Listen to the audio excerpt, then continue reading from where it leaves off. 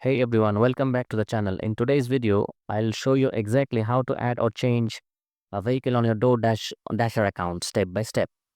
It's simple and easy. First, open up the Doordash Dasher app on your phone. Now tap on your profile picture in top left corner of the screen. From the main menu, select Account Settings. Next, tap on Vehicle Management. It might just be labeled Vehicles on some versions of the app.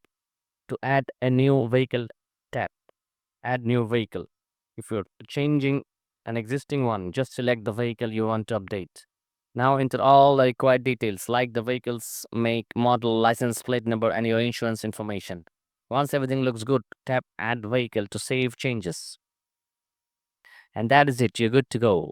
You have successfully added or changed your vehicle in Doordash. So if you found this guide helpful, make sure to like the video and subscribe for more quick tech tips and tutorials like this one. Thanks for watching. I'll see you in the next one.